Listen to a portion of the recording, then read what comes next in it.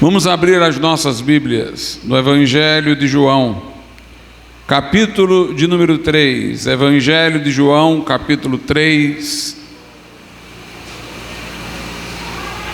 Nós iremos ler do versículo de número 5 até o versículo de número 7. João 3, do 5 ao 7.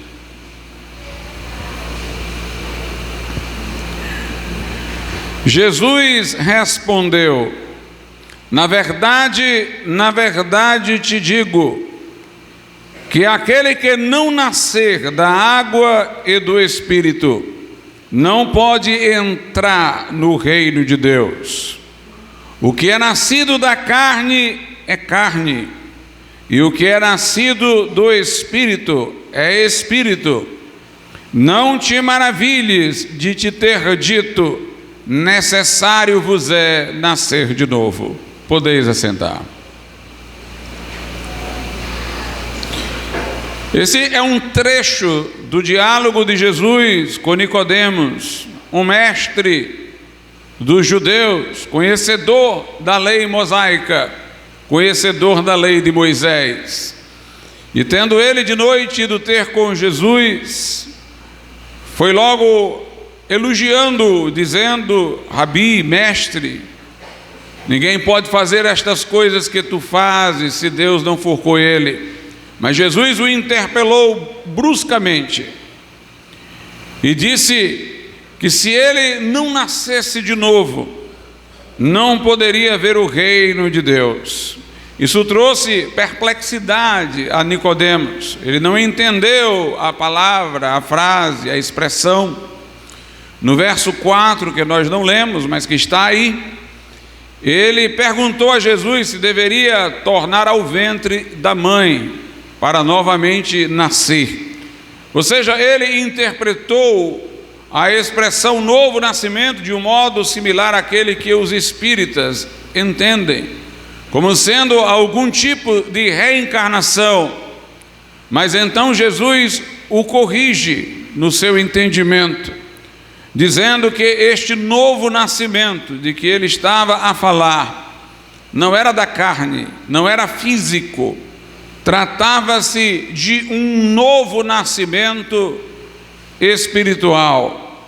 E Jesus disse que sem esse novo nascimento não era possível entrar no reino de Deus, ou seja, não era possível haver salvação. Não haveria esperança de céu sem este novo nascimento de que ele estava falando. Meus amados irmãos, os judeus erraram por diversas vezes, por entenderem coisas que deveriam ser compreendidas de modo simbólico, de uma forma imediatamente real. Por exemplo, Deus instituiu no Velho Testamento os ritos sacrificiais, inicialmente no tabernáculo de Moisés, depois no templo construído por Salomão. Sacerdotes, dentro de uma periodicidade, ofereciam a Deus sacrifícios pelos pecados do povo. Se nós examinarmos a linguagem, Deus falava dizendo que aqueles sacrifícios seriam para expiação da culpa. Alguém talvez me pergunte: pastor, se eles não o eram literalmente, mas apenas representativamente, como aquelas pessoas poderiam saber se Deus falava usando o verbo ser? Dizia que aqueles sacrifícios eram para expiação dos pecados, da culpa.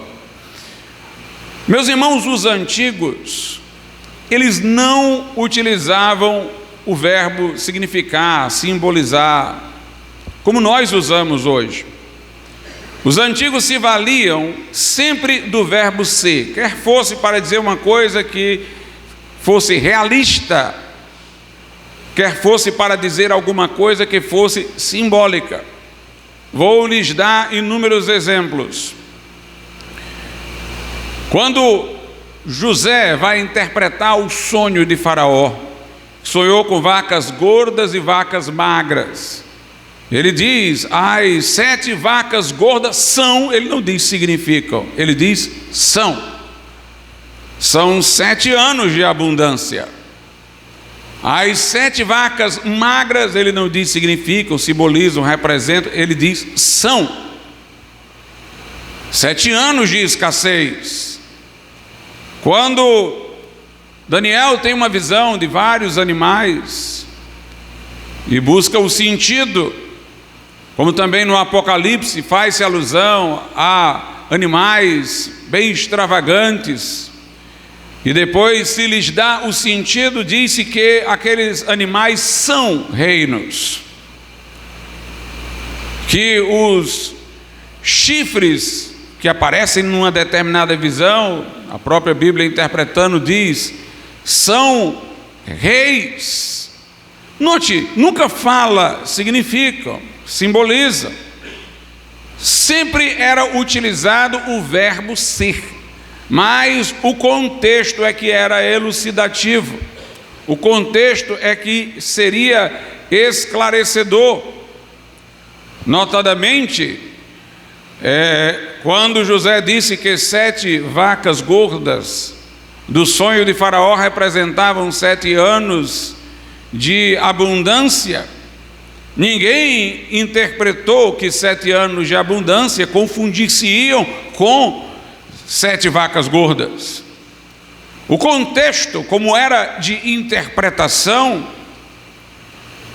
elucidava que uma coisa apontava para outra, significava outra coisa.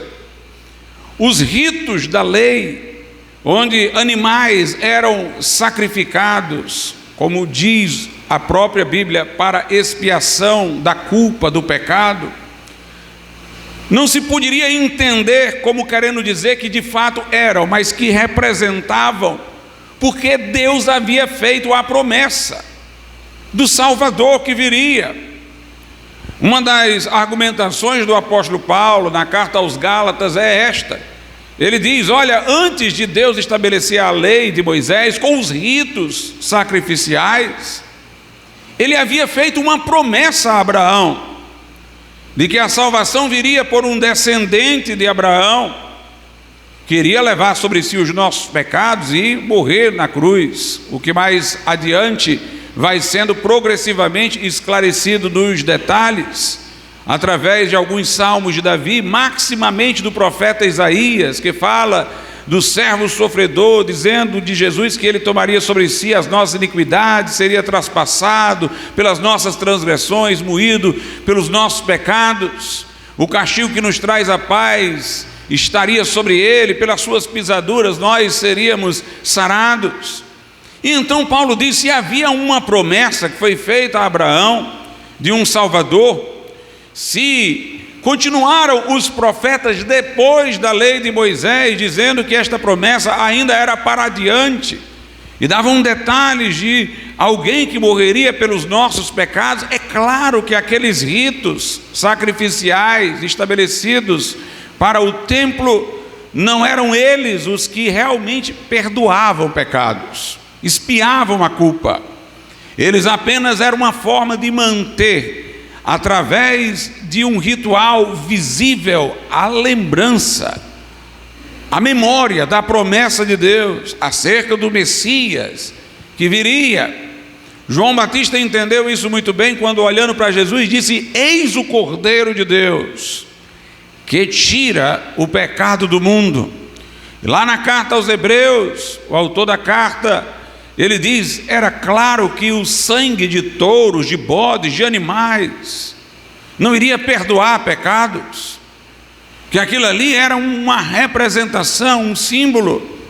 E diz lá em Hebreus 10 que a lei trazia a sombra de bens futuros e não a imagem exata das coisas. Muitos judeus, entretanto, se apegaram ao rito como se ele fosse um fim em si mesmo e não um meio, como se ele fosse a própria coisa e não a sombra da coisa que viria no futuro. Muitos acreditaram que os sacrifícios de fato perdoavam pecados. E a Bíblia, em grande parte, no Novo Testamento, é mostrando como foi ingênua essa compreensão, como foi equivocada essa compreensão, de certa maneira até materialista, por acreditar que por meios físicos, mecânicos, que o próprio homem engendra, se poderia obter o perdão para os pecados, uma mudança de vida. O autor da carta aos Hebreus diz que aqueles ritos da lei não podiam aperfeiçoar o homem na sua consciência. Eles apenas eram uma forma de Deus falar o que dizia pela boca dos profetas, de modo representativo e visível. Nós vemos que este tipo de equívoco prossegue, mesmo dentro da história da cristandade. Jesus instituiu uma ceia para que nós nos recordássemos de seu sacrifício. Ela inclusive foi chamada, num tempo mais próximo ao dos apóstolos, embora não apareça o termo na Bíblia, ela foi chamada de Eucaristia. Eucaristia significa ações de graças, ou seja, o objetivo da celebração é as pessoas rememorarem o sacrifício de Cristo para terem a oportunidade de agradecer a Deus por ter enviado Jesus para morrer por nós. Jesus tomou o pão nas mãos, deu graças. Note, ele não orou para que o pão fosse transformado, ele não disse palavras mágicas para que o pão fosse mudado em outra coisa. Ele agradeceu como se agradece por qualquer alimento. E ele o partiu e disse aos discípulos: isto é o meu corpo, partido por vós. E há ainda quem acredite que houve ali uma transubstanciação e que neste momento o pão foi mudado no corpo de Cristo, e que quem ingere o pão consagrado está comendo o próprio Cristo, se unindo de maneira vital com ele, recebendo ali graça, vida eterna. É o mesmo tipo de erro dos judeus. Não faz sentido a Bíblia ter criticado tanto os judeus por essas compreensões equivocadas dos ritos e agora substituir a coisa por aquilo que os judeus compreenderam erradamente de uma nova forma. Por exemplo, a circuncisão era o rito judaico pelo qual cada criança era tida como ingressante na comunidade judaica e no pacto que Deus havia estabelecido com Abraão. Muitos judeus entenderam que pelo fato de serem circuncidados eles estavam salvos, ou que ninguém poderia ser salvo se não fosse circuncidado, como se a circuncisão operasse alguma coisa.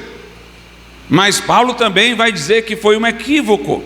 Aquela circuncisão física era simbólica, ela projetava uma experiência futura de uma circuncisão que ocorreria no coração, que confunde-se com este novo nascimento. O judeu do sexo masculino ao 8º dia de nascido se submetia a uma cirurgia no órgão sexual, havia uma remoção do prepúcio, era a circuncisão, um símbolo de aliança. Mas a Bíblia Sagrada diz que aquilo era um símbolo de uma outra circuncisão que acontece no coração quando Deus tira a carnalidade, as inclinações carnais do nosso coração miraculosamente.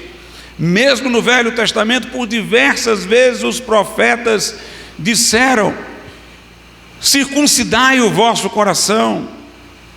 Há passagens da Bíblia em que mensageiros de Deus aos judeus os chamam de incircuncisos de coração. Quer dizer, vocês têm no corpo, mas não têm no coração a circuncisão. Paulo diz aos Gálatas: em Cristo Jesus não vale nem circuncisão nem incircuncisão, mas sim a fé que opera pelo amor. Não vale a circuncisão nem a incircuncisão, diz ele em outra passagem, mas sim o ser uma nova criatura. Mas eles se apegavam ao rito como se ele fosse um comunicador mecânico da graça salvadora. E como disse eu, alguns acham que quando Jesus disse isto é o meu corpo, em referência ao pão, o mudou em seu corpo realmente, e que aquele que come do pão recebe uma graça especial, salvação. Mas, meus irmãos, Jesus estava falando de modo simbólico. É curioso que alguém interprete nessa literalidade. vendo que Jesus, em outras oportunidades, disse que ele tinha água viva para dar, e ninguém entende que seja uma água literal. Jesus disse: eu sou a porta, e ninguém imagina que ele tenha um ferrolho. Ele disse: eu sou o caminho, e ninguém imagina que ele seja uma estrada. Ele disse: eu sou a videira verdadeira. Usou ele inúmeras ilustrações para falar de alguma coisa que queria dizer sobre o relacionamento entre nós e ele. Quando Jesus tomou o pão e disse: isto é o meu corpo, aquilo ali não poderia ser de fato o corpo físico dele, porque o corpo físico dele estava lá. Ele estava lá partindo o pão. Ele partiu o pão e disse: isto é o meu corpo, que é partido por vós. Ali não poderia ser o corpo dele partido por nós, porque ele ainda não tinha morrido na cruz. Quando instituiu a ceia, ao final ele dá o sentido de tudo.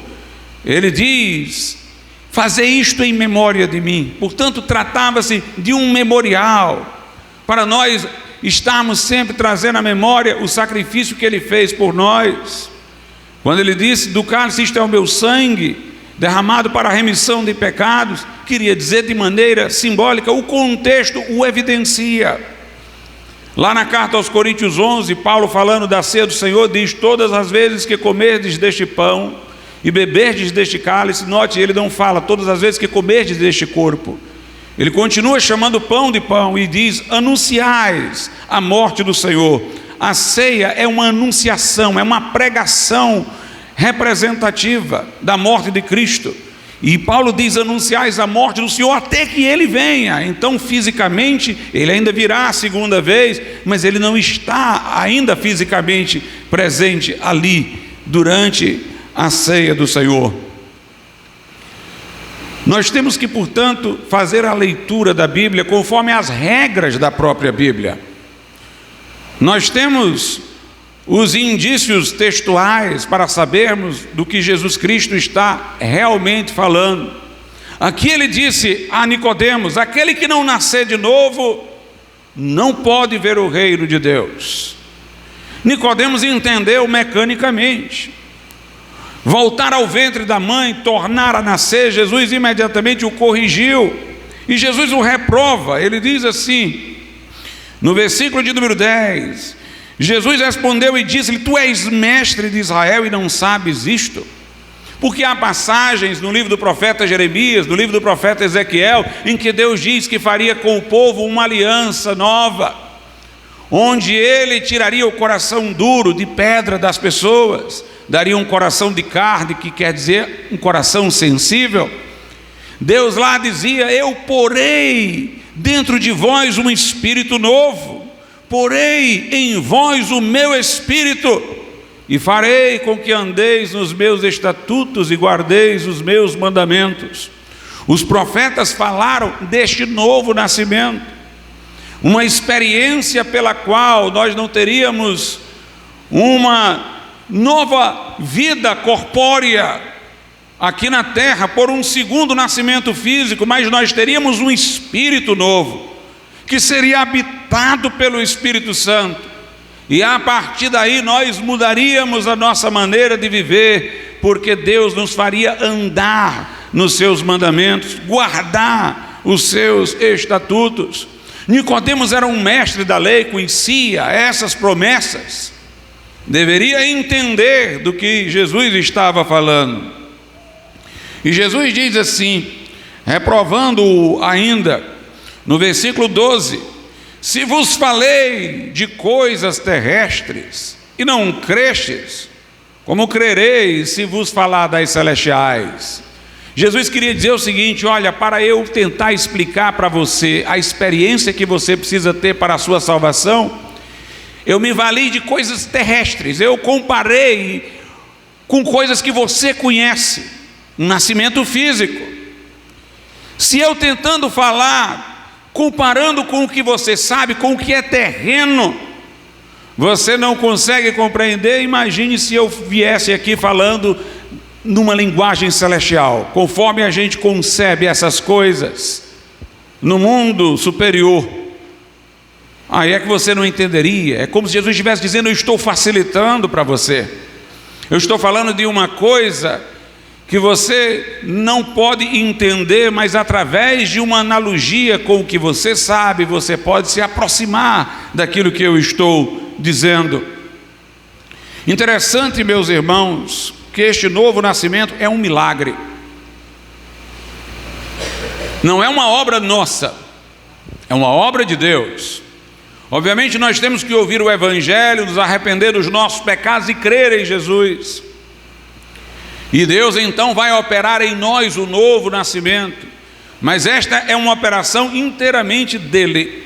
Se há alguma coisa de que nós todos aqui não participamos, foi do nosso próprio nascimento. Uma vez, uma brincadeira familiar da ingenuidade de uma criança, né? Uma vez o meu filho pequenininho, vendo as fotos do meu casamento, ele perguntou: papai, por que eu não estava lá? Por que eu não fui convidado? Na verdade, porque ele não havia nascido. O nascimento é alguma coisa que não dependeu dele. O novo nascimento não depende de nós. É uma obra inteiramente de Deus. Nós não podemos nos fazer nascer sob qualquer condição física ou espiritual. O nascer é uma obra que vem de fora. Portanto, o novo nascimento é espiritual. E Nicodemos queria entender como é que isto se daria. Como é que isso aconteceria? Como é que seria esse novo nascimento espiritual? Em vez de ele perguntar o que precisaria para ter esta experiência, que seria um interesse em sua própria salvação, ele ouviu a palavra de Jesus e manifestou um interesse científico. Ele queria saber o mecanismo, como é que isso se opera, como é que isso acontece. E aí ele fazia perguntas do tipo, versículo 9: como pode ser isso? Mas Jesus está a todo tempo mostrando, irmãos, que é um milagre que não se pode explicar como ocorre. Você sente os efeitos, você vê o resultado, mas você não sabe como este milagre se dá. No verso 8, Jesus diz: o vento assopra onde quer, e ouves a sua voz, mas não sabes de onde vem, nem para onde vai. Assim é todo aquele que é nascido do Espírito. Eu sinto os indicativos do vento, a força do seu sopro, o ruído que ele faz, mas eu não sei de onde ele vem, nem para onde é que o vento prossegue. Ou seja, nós podemos saber que aquele que nasceu de novo muda de vida. Mas como este milagre acontece, é algo que pertence apenas a Deus. Nós podemos reconhecer que o novo nascimento ocorreu na vida de alguém, pela transformação que ocorre. Aquele que está em Cristo, diz Paulo aos 2 Coríntios 5,17, é uma nova criatura. As coisas velhas já passaram, e eis que tudo se fez novo. Mas Jesus diz como se opera esse novo nascimento. João 3, versículo 5. Obviamente não o como mecanismo, mas o como através de que? Através de que meios acontece. Ele diz no verso 5: Jesus respondeu: na verdade te digo que aquele que não nascer da água e do Espírito não pode entrar no reino de Deus. Jesus diz que este novo nascimento, sem o qual ninguém entra no reino de Deus, ele é um novo nascimento da água e do Espírito. E mais uma vez nós vemos a ingenuidade de muitos leitores, que vão supor que esta água é a água do batismo, que a água do batismo ela regenera, o Espírito Santo opera através daquela água. Ora, qualquer objeto que nós digamos que ele tem alguma influência de ordem espiritual para fazer algo, ele se torna um objeto de sortilégio. Nós estamos aí não diante do cristianismo, mas da magia pagã, que tinham seus amuletos, suas águas purificadoras. Jesus aqui não está falando da água do batismo, embora eu admita que o batismo nas águas é um símbolo dessa experiência do novo nascimento. O batismo nas águas é uma forma daquele que nasceu de novo testemunhar ao mundo o que lhe aconteceu. O batismo nas águas é um testemunho visível de uma experiência anterior invisível. Por isso que nós batizamos por imersão, mergulhamos a pessoa inteiramente na água, indicando que quem ela era já não é mais, morreu, o velho homem foi sepultado, e quando ela emerge das águas, é como se ali estivesse o novo homem, a nova criatura. O batismo é um meio pelo qual aquele que teve a experiência do novo nascimento pode proclamar isto ao mundo, através de um ato visível. Mas o novo nascimento não se opera pela água. Não teria sentido, como disse eu, termos tantas reprovações na Bíblia, pelo fato de os judeus terem crido na eficácia de circuncisão, de ritos sacrificiais, que bem diga, Deus os instituiu. E Deus dizia que a circuncisão era o pacto, que o sacrifício era a expiação da culpa. Usava o verbo ser, porque na época não se usava simbolizar ou significar, mas sempre o verbo ser. No entanto, o Novo Testamento reprova os judeus por terem crido nestas coisas, como se fossem as coisas físicas, os rituais, eficazes por si mesmos. Não faria o menor sentido haver tanta reprovação por essa credulidade dos judeus nos ritos, nas cerimônias, para depois dizer que agora Deus faz isso por outras cerimônias instituídas. Seria um descompasso argumentativo. A água aqui também é símbolo, como nascer de novo é símbolo, não é um nascimento físico, é um nascimento espiritual, conforme nós mostramos. A água aqui representa a palavra de Deus. Para que nós concluamos isso, nós temos que ler a Bíblia no seu conjunto. Nós interpretamos a Bíblia pela Bíblia, o texto pelo contexto. Água e espírito. No original não existem nem esses artigos que na tradução se fez para acomodar melhor a língua portuguesa. No original não é nascer da água e do espírito, é nascer de água e espírito, as duas coisas juntas, interligadas. O espírito age através desta água, e esta água é a palavra de Deus. Em Efésios, carta de Paulo aos Efésios, capítulo 5, versículo de número 26, Paulo diz que Jesus foi entregue para santificar a igreja, havendo-a purificado com a lavagem da água. Aí ele diz, pela palavra de Deus. Efésios 5:26 diz que nós fomos santificados pela lavagem da água, pela palavra de Deus. A água ilustra na Bíblia a palavra de Deus. Em João 15:3, Jesus diz, vós estáis limpos pela palavra que vos tenho falado. Nós vemos inclusive na Bíblia, irmãos, no contexto todo da Bíblia, que sempre o Espírito Santo opera junto com a palavra, em tudo. O novo nascimento aqui é para criar um novo homem. Como é que Deus criou o mundo? Para a gente começar, vamos ver como é coerente toda a Bíblia. Como é que Deus criou o mundo? Ele criou o mundo através da palavra e através do Espírito Santo. Veja o que é dito aí no Salmo de número 33, versículo 6. Salmo 33, versículo 6. Pela palavra do Senhor foram feitos os céus, e todo o exército deles pelo Espírito da sua boca. Então, o mundo foi criado pela palavra de Deus e pelo Espírito de Deus. Sempre o Espírito Santo opera através da palavra. Foi assim na criação do próprio mundo. Lá em Efésios, no capítulo de número 6, a Bíblia diz no versículo de número 17, tomai também o capacete da salvação e a espada do Espírito, que é a palavra de Deus. Note, a espada do Espírito Santo, o instrumento de trabalho do Espírito Santo em nossos corações é a palavra de Deus.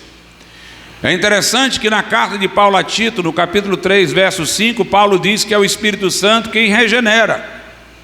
Mas Pedro vai dizer que o que nos regenera é a palavra de Deus. Exatamente porque somos regenerados, nascidos de novo, pela água que é a palavra e pelo Espírito Santo. Veja como Pedro atribui este novo nascimento à palavra de Deus. Na primeira epístola de Pedro, capítulo 1, versículo de número 23, diz assim: sendo de novo gerados, não de semente corruptível, mas da incorruptível, pela palavra de Deus viva e que permanece para sempre. Então, em 1 de Pedro 1,23, diz: sendo de novo gerados, nascidos de novo, não de semente corruptível, mas da incorruptível, pela palavra de Deus, viva e que permanece para sempre. E que palavra de Deus é essa que nos regenera? Aquela que nos é pregada, o Evangelho. Veja aí o verso 25: mas a palavra do Senhor permanece para sempre, e esta é a palavra que entre vós foi evangelizada. A palavra de salvação é que opera regeneração. Nós renascemos da semente que é a palavra de Deus que entre nós foi o instrumento de evangelização. Tiago também diz isso, capítulo de número 1 de Tiago, versículo 18: segundo a sua vontade, ele nos gerou pela palavra da verdade, para que fôssemos como primícias das suas criaturas. Então a água é a palavra de Deus. É como se a água fosse o instrumento pelo qual o lavandeiro, que é o Espírito Santo, lava o nosso coração, a nossa vida, tira as impurezas. Isso mostra, irmãos, que ninguém pode nascer de novo sem que tenha idade para entender o Evangelho, porque é a palavra que foi evangelizada entre vocês, que é a semente incorruptível. Ou seja, é preciso que alguém ouça a palavra, acolha a palavra de salvação para que seja regenerado. Os infantes, antes de chegar à idade da razão, estão cobertos pelos benefícios do sacrifício de Cristo para a sua salvação. Mas quando o homem chega à idade da razão e já tem o pecado, do qual pode saber que é culpado, então ele necessita, para ser beneficiado pelo sacrifício de Cristo, de arrependimento e de fé. Para que alguém possa ter a experiência do novo nascimento, é preciso que ouça a palavra do Evangelho, para que possa então se arrepender e crer. O Evangelho é a mensagem de que nós todos somos pecadores, todos pecaram e destituídos estão da glória de Deus, não há um justo nenhum sequer. Entretanto, Jesus Cristo morreu pelos injustos para levar-nos a Deus. O par constante na Bíblia é a lei e o Evangelho. A lei traz advertências de juízo para os pecadores. A lei incute em nós o temor, e o Evangelho nos oferece por promessa perdão gratuito em Cristo. Ninguém pode chegar à fé salvadora no Evangelho sem primeiro responder à lei com temor. Tem gente que pensa que a fé é simplesmente aceitar os fatos de maneira totalmente intelectual. Não, a fé, ela surge num coração contrito. A fé surge naquele que não apenas pela lei de Deus pôde ter o diagnóstico de que era um transgressor, mas sob as ameaças da lei sentiu temor. E quando ele procura Cristo, que lhe é apresentado pelo Evangelho, ele vê Jesus como um refúgio em meio a uma tempestade, a um desmoronamento. O vir a Cristo para a salvação é como alguém em perigo que corre para dentro de um refúgio. A lei nos ameaça, a lei nos incute o temor, evidencia o nosso pecado, para que quando Cristo seja apresentado no Evangelho, corramos para Ele, nos abriguemos nele. nos sintamos seguros e protegidos por meio daquilo que Ele fez por nós na cruz do Calvário. Pessoas há neste mundo, irmãos, que ainda não conseguem compreender o Evangelho porque não foram feridas pela lei. É uma das coisas mais curiosas que eu já vi como pastor e pregador do Evangelho. É que há pessoas que às vezes são criadas na igreja, ouvem o Evangelho, nunca se convertem. Muitas são evangelizadas e não se convertem. E de repente, num dia, tudo aquilo ali se manifesta a elas. Elas abrem os olhos, elas entendem e de repente se convertem, surpreendendo a todos. Nós imaginaríamos que fosse uma coisa progressiva, mas parece que até então só havia resistência e de repente uma abertura. Na verdade é porque a pessoa vinha ouvindo o Evangelho, mas não fora ferida pela lei.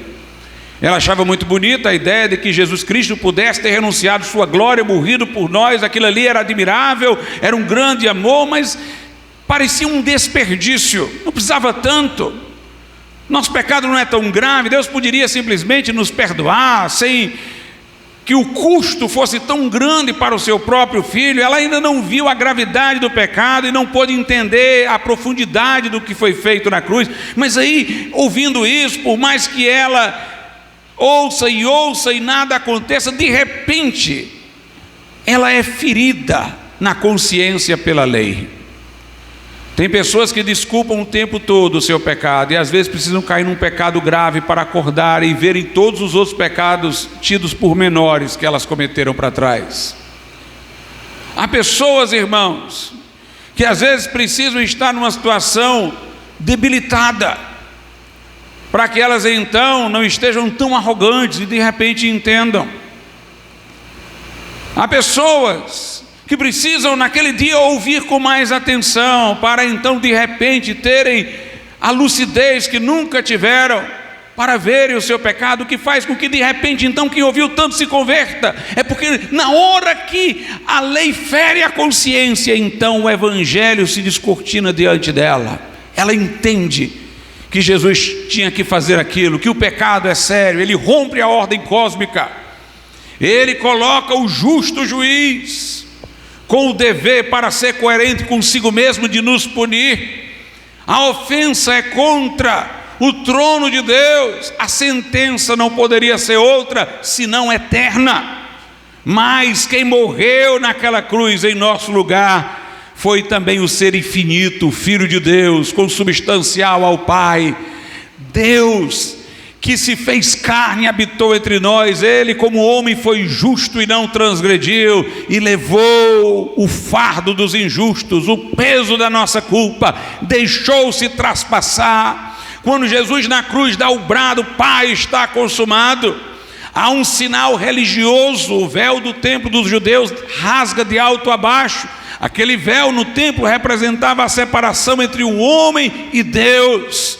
Mas um sinal cósmico também acontece para mostrar que somente através de Jesus a ordem cósmica quebrada do mundo todo, do universo todo, pode ser restabelecida. Quando Jesus dá o brado, o sol escurece, a terra treme, as rochas se fendem, e diante daquele espetáculo, o soldado que estava próximo diz: verdadeiramente, este era o Filho de Deus.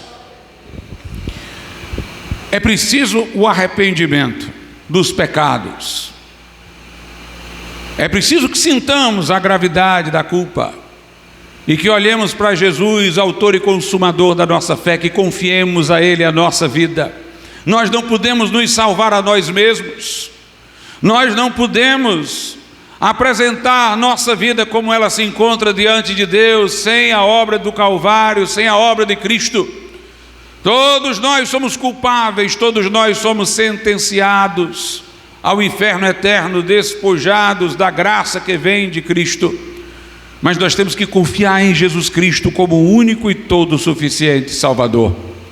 Quando cremos em Jesus Cristo dessa maneira, entregando-lhe a vida, confiando-lhe a vida, é que acontece o novo nascimento, é que ocorre o novo nascimento, quando nós nos rendemos a Ele. No Evangelho de João, capítulo de número 1, a Bíblia diz o seguinte, versículo 11 em diante: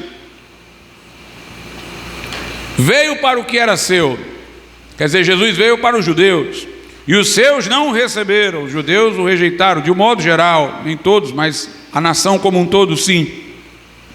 Mas a todos quantos o receberam, qualquer um que o receba, deu-lhes o poder de serem feitos filhos de Deus, aos que creem no seu nome. É o novo nascimento. Veja o versículo 13: os quais não nasceram do sangue, nem da vontade da carne, nem da vontade do homem, mas de Deus.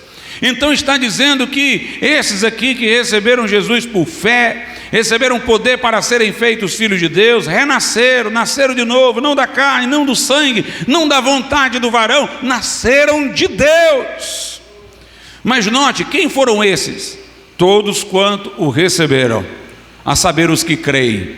É interessante isso, a fé salvadora é uma fé que recebe Jesus. A fé histórica é aquela que a pessoa reconhece que Jesus existiu como um personagem histórico. A fé do catecismo doutrinário é uma fé que reconhece um dogma, ele é filho de Deus, ele é isso, ele é aquilo, mas ele está lá e a pessoa está só apreciando, concordando e assentindo. Mas a fé salvadora é uma fé que recebe, é uma fé que chama Jesus. A Bíblia diz: todo aquele que invocar o nome do Senhor será salvo. Eu não estou só reconhecendo fatos, eu não estou apenas reconhecendo doutrinas acerca de Jesus, eu quero a sua pessoa na minha vida. A todos quanto receberam, a saber, os que creem no seu nome, os que receberam por fé, chamaram Jesus para entrar em suas vidas, crendo que ele viria para salvar. A estes Deus deu o poder de serem feitos filhos de Deus. É aí que nós nascemos da água e do Espírito. Agora observe, voltando para João capítulo de número 3, no versículo 6, Jesus diz assim: o que é nascido da carne é carne, e o que é nascido do Espírito é Espírito. Não te maravilhes de te ter dito: necessário vos é nascer de novo. Observe, há duas coisas que são precedentemente necessárias para a nossa entrada no céu. Uma é o perdão de pecados. Jesus fez expiação pela culpa e o seu sangue nos purifica de todo pecado. Ao que se arrepende e crê, Jesus perdoa. Essa é a condição, digamos assim, forense, é que sejamos antes absolvidos no tribunal de Deus. Mas há uma outra condição necessária para eu entrar no céu, que é uma condição de natureza. Se alguém sem este novo nascimento fosse levado para o céu, se Deus perdoasse os pecados dele, mas não o fizesse nascer de novo, ao chegar no céu, o céu não seria céu para ele. Nós temos contatos, irmãos, com este mundo pelos 5 sentidos. Esse mundo é real para nós, que é um mundo físico, porque nós temos os 5 sentidos. Nós temos a visão, que enxerga o mundo, a audição, que vê ouve os seus ruídos, o olfato, que sente o cheiro, o paladar, que sente o gosto, o tato, que sente a solidez das coisas. Obviamente, em todo ser humano, faltando um desses sentidos, ainda há o outro, e há até uma lei de compensação. Faltando um sentido, o outro se aguça para compensar. Mas imagine, obviamente, hipoteticamente, não há nem como nós fazermos isso, que nós estivéssemos nesse mundo sem nenhum dos sentidos. Eu não poderia ver nada, ouvir nada, sentir gosto, sentir cheiro e nem tocar. Embora eu estivesse no mundo, o mundo não existiria para mim, porque eu não teria canais de comunicação com ele. O homem, antes de nascer de novo, está espiritualmente morto, da linguagem da Bíblia. Se Deus o colocasse no céu, o tipo de alegria, de prazer que está no céu, não seria usufruído por ele. Se eu resolvesse pegar um peixe e dissesse: eu quero que você viva como uma ave, aí tirasse o peixe lá do aquário e pusesse no ar, Talvez eu pensasse, eu vou colocá-lo no ar, ele vai ter mais liberdade, o aquário é tão pequenininho, o ar tão espaçoso. Eu o faria morrer. Se eu pegasse um pássaro e quisesse que ele vivesse debaixo d'água e o colocasse lá, ele morreria. Para o peixe viver fora d'água, ele teria que se transformar em outra coisa. Para viver no ar, teria que se transformar num pássaro.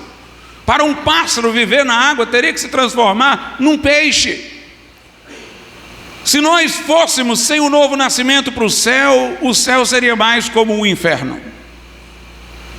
Seria como colocar, por exemplo, um crente que ama Jesus e quer servi-lo num ambiente promíscuo, cheio de músicas pervertidas. Aquilo ali para ele seria um terror, porque a natureza dele é para as coisas santas. Mas se eu pegasse uma pessoa também depravada e colocasse num retiro de cristãos por muitos dias, a não ser que ela se convertesse, ela talvez lá se sentiria extremamente incomodada. Nós precisamos nascer de novo para termos uma natureza condizente com o céu, uma natureza que possa se apropriar dos benefícios que Deus tem para nós de ordem espiritual. Jesus diz: o que é nascido da carne é carne, e com isso ele está mostrando que não adiantaria voltar para o ventre da mãe e tornar a nascer, não adiantaria a reencarnação, porque o problema do homem é que ele é carnal, e tudo que é nascido da carne é carnal. Quando ele diz o que é nascido da carne é carne, ele quer dizer é carnal. O que vem do tronco de Adão, o que vem do primeiro casal que caiu, está sempre corrompido. Portanto, meus irmãos, nascer pela via natural nos coloca na herança adâmica, sob a maldição do Éden. Nós estamos na linha da humanidade que foi atingida pela queda. A pessoa não progride se ela pudesse nascer várias vezes fisicamente. A ideia dos espíritas é de que por sucessivas reencarnações a pessoa poderá ter novas oportunidades de melhorar, de ficar alguém melhor. Mas a Bíblia diz: o que é nascido da carne é carnal. Poderia nascer 1000 vezes, seria um pecador, 1000 vezes seria um transgressor, porque está nascendo de semente corruptível, não da incorruptível, que é a palavra de Deus. Deus abreviou o tempo de vida dos seres humanos depois do dilúvio. Quem lê a Bíblia vê que quem viveu até o dilúvio viveu centenas de anos. Logo depois do dilúvio, o tempo de vida passa a ser este mais parecido com o nosso hoje. Se a Bíblia fosse mentirosa, jamais faria essa mudança brusca. Se aquilo ali fosse falso, ia dizer que os homens viviam centenas, depois foram diminuindo, mas ela tem uma mudança brusca. Os homens passaram a viver bem menos depois do dilúvio. Por quê? Porque os homens da era pré-diluviana, que viveram muitos anos, fizeram acrescentar mais males. Não querendo servir a Deus, as centenas de anos não os melhoraram, os transformou em pessoas extremamente depravadas, a ponto de não haver saída nem para os que estavam nascendo naquela civilização, que já entravam no meio de uma depravação incurável. Portanto, nascer várias vezes no corpo não mudaria a nossa condição.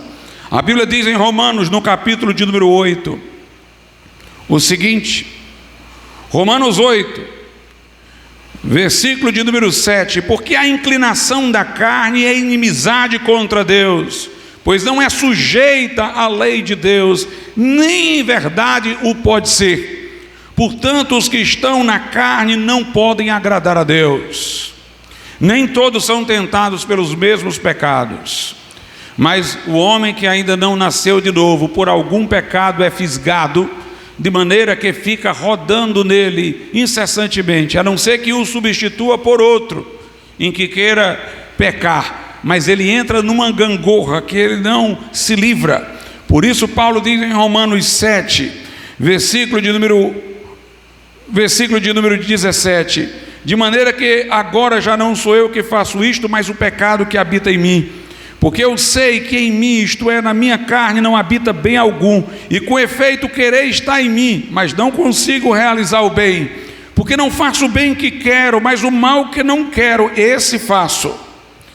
Aqui ele mostra uma pessoa tentando se desembaraçar de um pecado sem conseguir.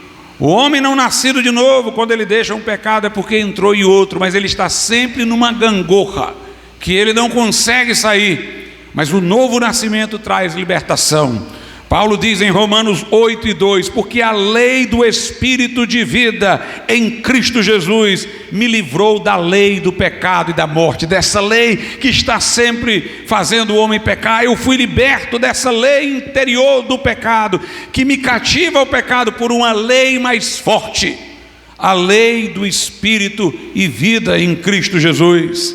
Então Jesus diz: o que é nascido da carne é carnal. Não vai mudar, nascendo várias vezes fisicamente, se isso fosse acontecer, mas o que é nascido do Espírito é Espírito. O que determina a mudança não é o mero nascer, como se multiplicando nascimentos houvesse melhora. O que muda é a fonte do nascimento, é a semente de onde se nasce.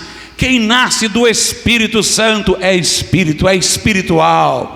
O que nasce do Espírito é Espírito. E aí Jesus conclui: então não te maravilhes de eu te ter dito, necessário vos é nascer de novo. É necessário nascer de novo, é necessário ter essa experiência que ocorre através do poder de Deus. Um dos pais fundadores dos Estados Unidos, Benjamin Franklin, era um homem muito idôneo socialmente, moralmente falando, pela sociedade bem visto, um intelectual, comparecia às pregações do grande pregador George Whitefield. E uma vez George Whitefield escreveu uma carta para ele, disse: você é uma pessoa muito louvável, um homem brilhante, inteligente. Fez inúmeros elogios ao valor cívico daquele homem, mas no final da carta disse: mas se você não nascer de novo, não pode entrar no reino de Deus. Só através dessa experiência. Vamos ficar de pé.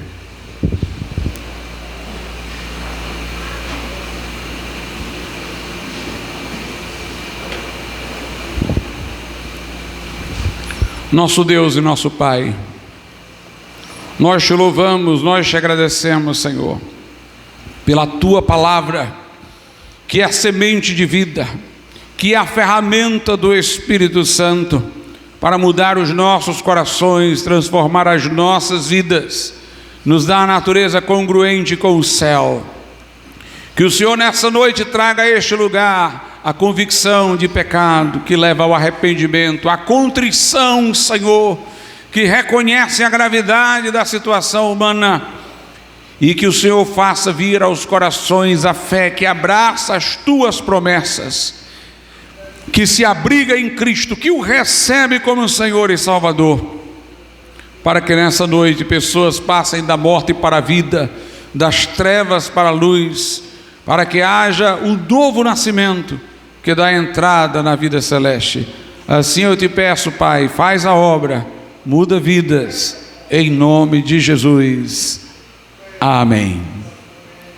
Nesta noite, eu pergunto se há alguém aqui neste lugar que diz: pastor, eu ouvi a palavra, eu compreendi, eu entendi. Não me aconteceu esta experiência. Eu não olho para trás e vejo um dia definido na minha vida em que haja um antes e um depois, no qual Jesus Cristo entrou e mudou todas as coisas. Mas eu quero que Jesus mude a minha vida hoje, transforme o meu coração. Eu quero saber que pelo seu sangue os meus pecados foram perdoados. Eu quero uma vida com Deus. Eu quero receber Jesus Cristo na minha vida, para que Ele seja o Senhor dela. Se você quer tomar esta decisão, eu quero orar pela sua vida nessa noite. Onde você estiver, levante a sua mão se você quer tomar essa decisão, e nós vamos orar. Vamos orar por você. Faça como eu estou fazendo aqui no meu lugar. Levante a sua mão. Quem sabe haja alguém aqui que diga: pastor, eu já estive numa igreja, já frequentei, mas não estou no caminho, não estou de acordo com o que aprendi e ouvi. Eu quero hoje me reconciliar com Deus, colocar a minha vida diante do Senhor. Deus abençoe, meu irmão. Vem aqui à frente, nós vamos orar por você. Algum irmão pode acompanhá-lo aqui e vir com ele, para nós fazermos uma oração pela sua vida. Onde está mais alguém que queira entregar a vida a Cristo? Onde está a segunda pessoa que diga: pastor, eu também, eu quero entregar meu coração a Jesus, eu quero me reconciliar com Deus? Essa é a decisão mais importante na vida.